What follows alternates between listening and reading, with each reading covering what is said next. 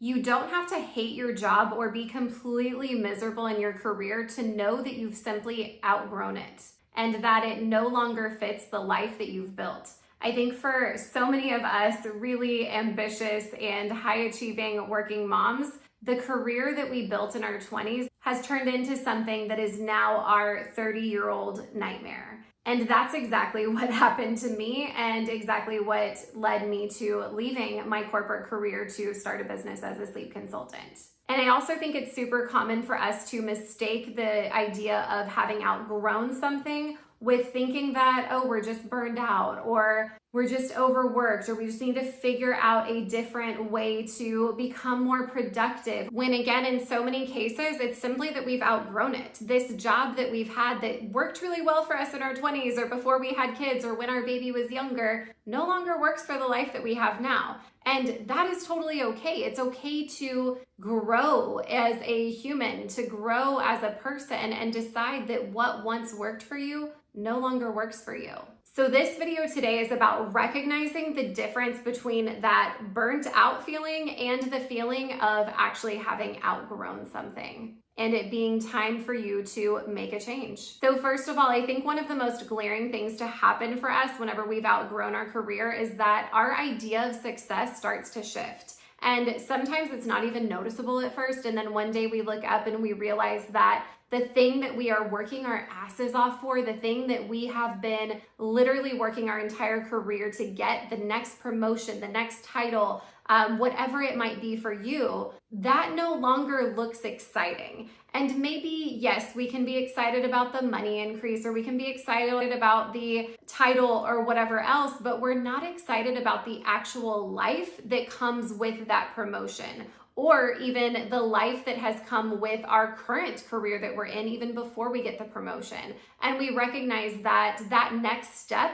is not going to be any better from a work-life balance perspective. It's not going to give us more freedom. If anything, in most cases, whenever we get promoted or have a more demanding career or a higher level position, that leads to less flexibility and less time. And so what I see constantly, both from myself whenever I was in that position and also from the women that I talk to, is that's no longer exciting. And we're sitting there watching other women that have the jobs that we used to want, and we're seeing how much it is impacting their personal lives and how much they are simply not present for their personal life. And that's not what we want anymore. And it's okay to identify that your definition of success is a lot different than it was 5 or 10 years ago.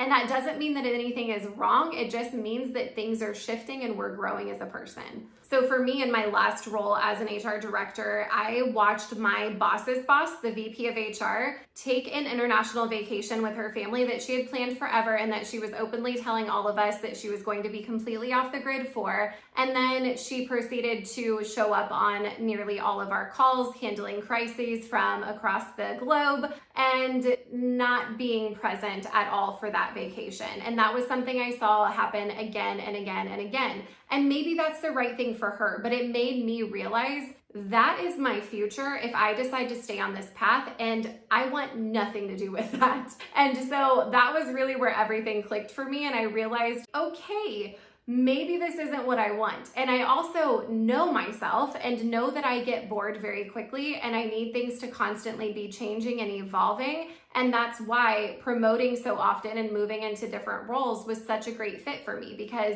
it kept things interesting, it kept things exciting. And so I knew that I wouldn't be okay staying in the role that I was in because I would get bored, but also because already that role was restrictive enough where I felt like I wasn't being able to really live my full life in my personal life. So if this conversation so far is feeling uncomfortably familiar, our free school group is an awesome place for you to be able to join other women who are on the same journey as you, trying to figure out what the next right step is for them in moving away from what they're doing currently and potentially starting a new business as a sleep consultant. So find the link in our description and I invite you to join us there. So the next thing I think that so many of us relate to is realizing that our job is simply taking so much more from us than it's giving back. And yes, it's giving a salary. In most cases, it's giving a 401k matching and benefits and things like that. And that's important. I'm not here to say those things are not important, but at some point, many of us realize that we can make money on our own. We can contribute to an IRA. We can get benefits. In many cases, we have a partner or a spouse that also can get benefits for the whole family. And so there are other options for getting those buckets filled while not having to sacrifice our entire life for a career that no longer fits. I remember so often sitting through meetings, back-to-back meetings all day long in my corporate career and being so incredibly frustrated and resentful and thinking in my head all throughout the meeting, like, this could have been an email. Why are we in this meeting? Why did we need to bring everybody together to talk about this thing that literally could have been taken care of via email? And that level of resentment and frustration continued to fester for me until I created an out, until I knew I was building this sleep consulting business behind the scenes. And I had that like light at the end of the tunnel and knew that this was temporary. But all before that, that frustration just was building up for me. I was constantly giving my very best energy all day long to work and then coming home freaking exhausted with nothing left to give my kids. They would want to play a game or do something fun with me. And I was just like completely mentally and physically drained and did not have that energy to give them or energy to give myself. Every day was spent in this vicious cycle of waking up early in the morning to get 5 or 10 minutes to myself before I started the morning rush of getting my kids up, getting myself up and ready, rushing them off to daycare or school, and then rushing to work myself, working all day long, getting home around 6 or 6:30 at night, rushing through dinner, then rushing through the bedtime routine and all of that, only to crash out myself and then wake up and do it all over again. I was sick and tired of living for the weekends and trying to fit in our life into those 2 days that I got every week. And I think it's so important for women to understand that there are options where you can still make an amazing income and do work that actually matters to you. I get so excited every day to wake up and be able to do the work that I do, both as a sleep consultant and helping women build businesses, because it is incredibly fulfilling. Like, I love working with the people that I work with. I love seeing the impact on their lives.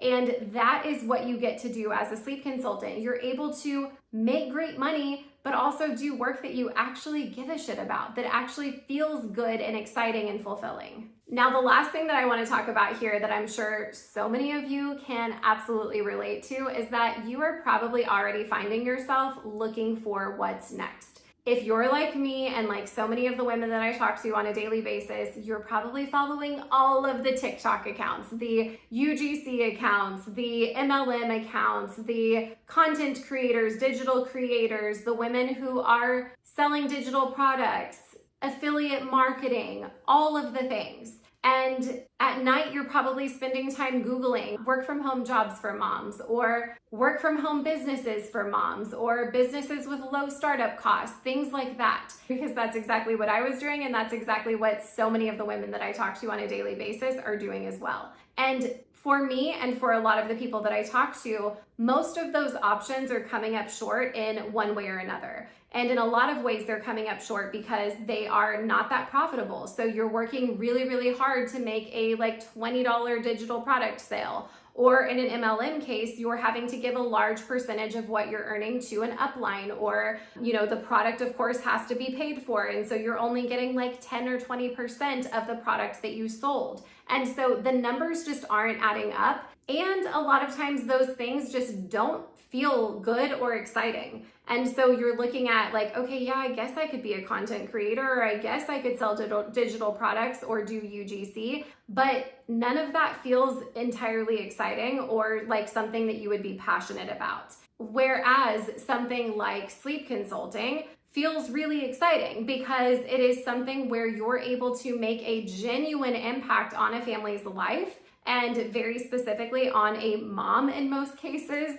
And it just feels incredible to wake up in the morning to those text messages from a mom where she's saying like, you literally just changed my entire life. And you get to do that for a living. And it is freaking amazing. So the curiosity that you have right now, where you're Googling these things or you're finding yourself drawn to those accounts on TikTok or Instagram that are about starting businesses and moms making money from home, take that curiosity as valuable information. It's telling you that maybe it's time to find something else. Maybe it's time to start seriously considering doing something different and changing your life in the meantime. If this career no longer fits the life that you want and the life that you're working so incredibly hard to build, it is okay to pivot. And it doesn't mean that you need to quit your job tomorrow. It doesn't mean that you have to put in your notice in order to start something new. The vast majority of women who start our sleep consultant certification program do it while working full-time. I did it while working full-time,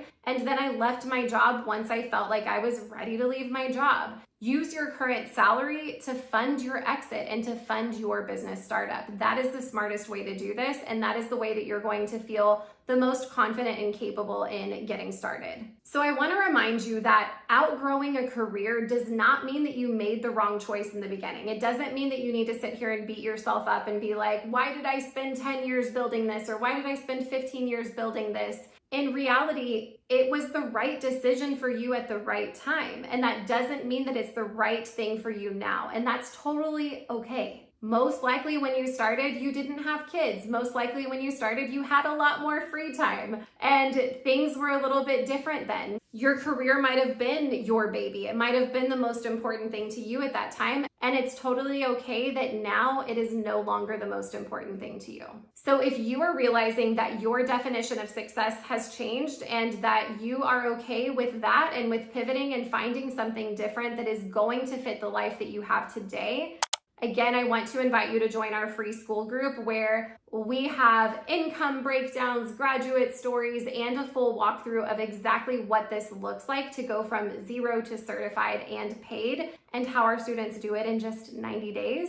And so join us in that free community. The link is in the description for you to go ahead and request to join, and we will let you in as soon as we see your request. That is it for this week. In next week's video, we're going to be breaking down what sleep consulting actually looks like as a career, what you would be doing on a day-to-day basis, and what it looks like working with families as a sleep consultant. So I will see you right back here next week.